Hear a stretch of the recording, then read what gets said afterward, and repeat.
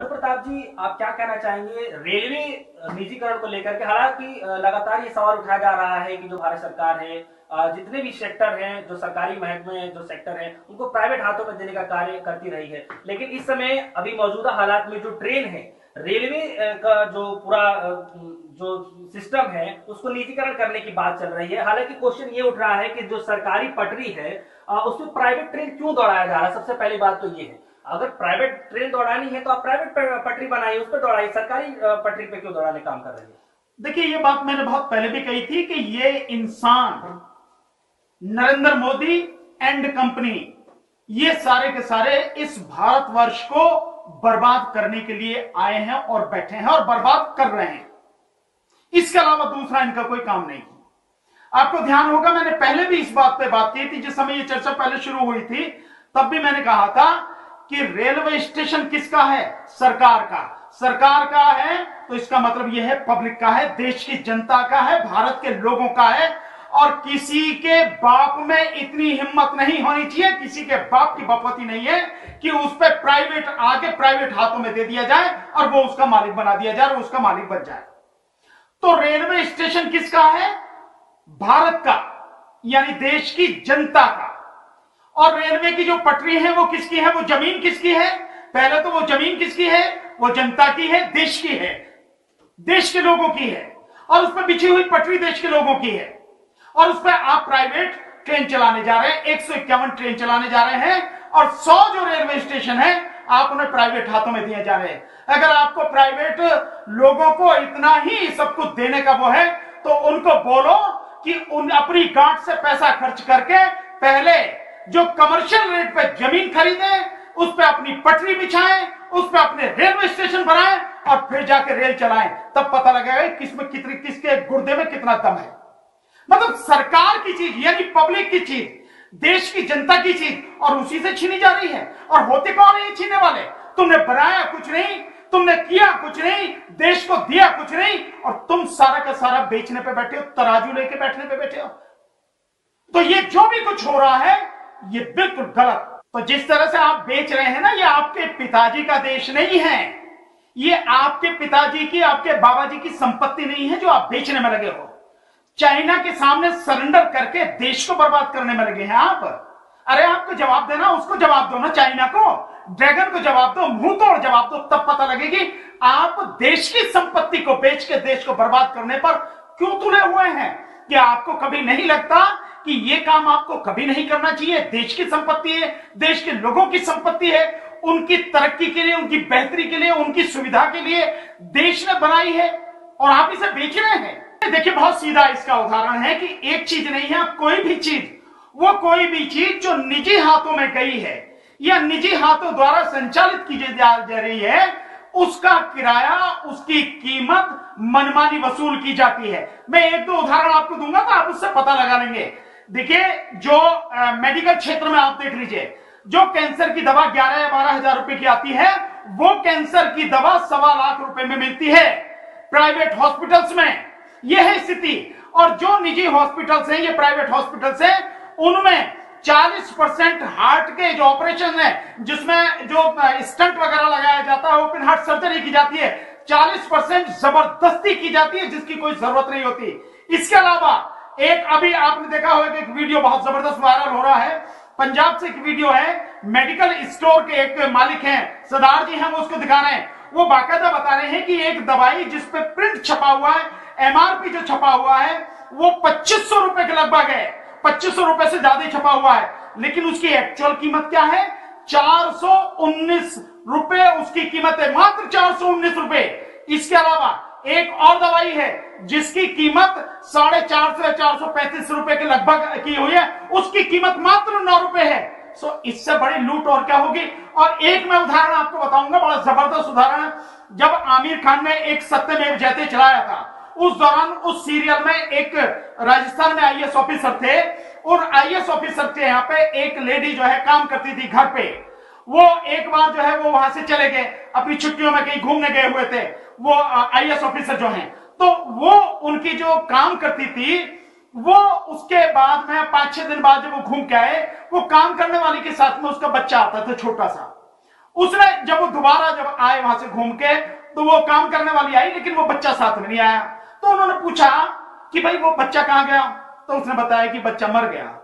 तो उन्हें बड़ा दुख हुआ कि जो बच्चा आता था काम करना, स्वाभाविक किसी से भी प्यार हो जाएगा, छोटे बच्चे तो कोई भी हो प्यार हो ही जाता है। तो उन्होंने पूछा भी क्या बात हुई, कह रहे आप लोग चले गए थे, बच्चा बीमार हो गया, उसे दस्त वगैरह लग गए, मैं दिखाने गई डॉक्टर को, उसने दवा लिख दी, और दवा लेने जब मैं वहां गई तो वो दवा थी 450 रुपए की। मेरे पास पैसा नहीं था, मैंने उससे बहुत विनती करी, बहुत गिड़गिड़ाई, रोई, लेकिन उसने दवा नहीं दी। और 450 रुपए ना होने की वजह से, दवा ना मिलने की वजह से रात को बच्चे की तबीयत ज्यादा खराब हो गई, वो मर गया। उन्होंने कहा भी दिखाना कौन सी दवाई है। उन्होंने वो दवाई मंगाई, और दवाई मंगा के जब देखी, वो दवाई मात्र 4 रुपए की दवाई थी, मात्र 4 रुपए की। 4 रुपए की दवाई और 450 रुपए में दी जा रही है, और ये सबकी आंखों के सामने हो रहा है। ऐसा नहीं है कि नहीं कोई जानता नहीं हो, प्रधानमंत्री खुद इस बात को जानते हैं, पूरी कैबिनेट सरकार उनको जानती है। मैं एक और उदाहरण आपको इसके विषय में बताता हूं, इससे क्लियर हो जाएंगी वो सारी चीजें कि प्राइवेट हाथों में देने का, देश की संपत्ति, देश की तरक्की के लिए, देश के लोगों की सुविधाओं के लिए जो चीजें बनाई गई हैं, जो पहले बनाई सरकार से पहले जो सारी चीजें बनी है, अगर आप प्राइवेट हाथों में दे दोगे तो कितना बड़ा नुकसान होगा। आपको ध्यान होगा, एक जिस समय यूपीए की सरकार थी और उस समय गुलाम नबी आजाद स्वास्थ्य मंत्री होते थे, खुद गुलाम नबी आजाद का स्टेटमेंट एक न्यूज़पेपर में छपा था, मेरे पास रखा भी होगा अभी, कि जो इलाज जो हम यहां करते हैं या जो ऑपरेशन हम यहां करते हैं अपने सरकारी हॉस्पिटल्स में जो होता है, प्राइवेट हॉस्पिटल्स में उसी बीमारी का इलाज, वही ऑपरेशन 10 गुने दामों पर होता है। यह स्थिति, मतलब एक कैबिनेट मंत्री, स्वास्थ्य मंत्री इस बात को स्वीकार कर रहा है। तो प्राइवेट हाथों में जाने का मतलब यह है कि मनमाने तरीके से रेलवे के जो किराया है वो निश्चित किया जाएगा, और ऐसी भी व्यवस्था की जा सकती है कि अगर आपके पास कार्ड नहीं है, आपके कार्ड में पैसा नहीं है, कितना भी जरूरी हो आप उसमें चढ़ ही नहीं सकेंगे अगर आप टिकट नहीं ले पाए। और इतना महंगा अगर टिकट हो जाएगा तो कौन कौन ले पाएगा। इस देश की कितनी बड़ी आबादी गरीब है। अगर प्रधानमंत्री जी समझ रहे हो, सुन रहे हो, तो जरा ये सोच रहे, 80 करोड़ लोगों को 5 महीने के लिए भीख देने का जो उन्होंने कहा है ना, 5 महीने के लिए खाना देंगे 80 करोड़ लोगों को, और जो हमारा फूड सिक्योरिटी जो बिल बना है, एक्ट बना है, उस फूड सिक्योरिटी एक्ट के हिसाब से देश की 82% आबादी को कम कीमत पर अनाज मिलना है। 2 रुपए किलो चावल, 3 रुपए किलो गेहूं, इस तरह से जो मिलना है वो कितने 82%। इसका मतलब हुआ कि लगभग 90 करोड़ की आबादी। तो देश की 90 करोड़ आबादी इस तरह की है जिसकी हालत इतनी बुरी है, और जो बेचारे जाते हैं रेलवे में भूस की तरह ठूस के जाते हैं, ये उनका हालत है, सबने देखा है। तो रेलवे प्राइवेट हाथों में जाएगा तो मनमानी कीमत उनसे वसूली जाएगी, किराया जैसा चाहेंगे वो करेंगे, सुविधाएं दें ना दें उसका कोई मतलब ही नहीं है, क्योंकि किराया आपने प्राइवेट हाथों में दे दिया। जब सरकारी क्षेत्र में ही सुविधाएं नहीं है तो प्राइवेट क्षेत्र में क्या सुविधाएं होंगी। आपका कोई कंट्रोल नहीं रहेगा, आप कुछ नहीं कर सकेंगे, और जिस दिन उन्हें लगेगा कि ये इनमें जो है इनको किसी तरह का कोई फायदा नहीं हो रहा, वैसे ही छोड़ के भागेंगे। जैसे इनके जो चचा भागे, रिलायंस वाला जो भागा मेट्रो को छोड़ के, जो एयरपोर्ट वाली दिल्ली की मेट्रो है उसे रिलायंस ने बनाया और छोड़ के भागा, अब उसे सरकार चला रही है, मेट्रो रेल चला रही है, मेट्रो रेल कॉर्पोरेशन चला रही है। तो ये प्राइवेट हाथों में देने का ये मतलब है क्या इसीलिए दिया जा रहा है, देश को इसीलिए बर्बाद किया जा रहा है। देश की जनता को भी सोचना है, और मैं कहूंगा माननीय प्रधानमंत्री जी जरा सोचो, बुद्धि पे जरा जोर दो। आप देश को बर्बाद करने पर क्यों तुले हुए? इस देश से आपकी दुश्मनी क्या है? आखिर इस देश ने आपका क्या बिगाड़ा है जो इस देश को आप पूरी तरह से बर्बाद करने की सोचे हुए हैं? हाँ सर, एक सवाल ये है कि जो रेल है वो गरीबों का एकमात्र जीवन का एक रेखा है, जो कि सरकार उससे छीनने का कार्य लगातार करती रही है। टैक्स जनता देती है, इंफ्रास्ट्रक्चर होता है वो सरकार का होता है, और जो मुनाफा होता है वो उद्योगपतियों को क्यों दिया जा रहा है? देखिए, उद्योगपतियों की गुलामी कर रहे हैं। मैं ये सीधे बात ये कह रहा हूं कि प्रधानमंत्री और ये सरकार, मोदी सरकार बड़े बड़े उद्योगपतियों की गुलामी कर रही है। और मैं इन शब्दों में कहूंगा, ये बड़े कठोर शब्द है, लेकिन कहूंगा कि बड़े बड़े जो उद्योगपति हैं उनकी चौखट पे जाकर उनकी चौखट को चूम रहे, तलवे चाट रहे हैं, उनके यही काम है और कुछ नहीं है। या यूं कहा जाए कि कहीं ना कहीं इनके बीच में, इनके साथ मिलके जो है देश की संपत्ति को लूटा जा रहा। और क्या मतलब है? आप देखिए, जिस तरह से केवल यही नहीं है कोयले का भी जिस तरह से निजी हाथों में सारा सौंपा गया है, कोयल इंडिया में जब जबरदस्त तरीके से स्ट्राइक शुरू हो रहे हैं, क्या वहां रोजगार देने की बात कर रहे हो? रोजगार है नहीं। कोल इंडिया में जितने लोग हैं पहले उन्हीं को रोजगार दे दो, पहले आप उनको कहो कि आप करो। कमर्शियल माइनिंग का मतलब क्या है कि आप लेके और उसको बेच रहे हैं, तो क्या कोल इंडिया नहीं बेच सकती? जो बाहर से हमें मंगाना पड़ता है, जो हमारे जरूरी है कोल, उसके अलावा जो बाकी हमारा है, यहां हम कोल इंडिया नहीं कर सकती खनन।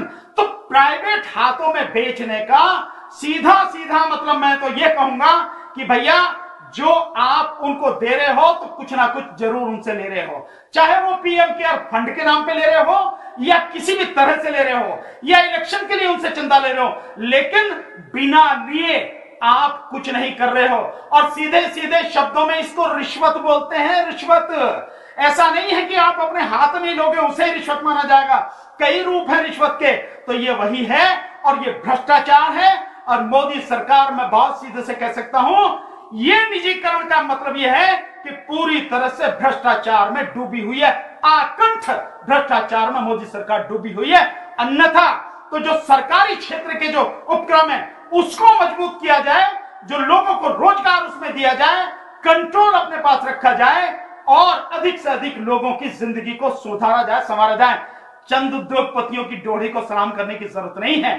चंद उद्योगपतियों को भारत की पूरी संपत्ति देकर इस देश को बर्बाद करने की जरूरत नहीं है। 135 करोड़ की आबादी है। इस 135 करोड़ की आबादी में जिसका हक है, जिनका हक है, उनको दो, उनके लिए काम करो।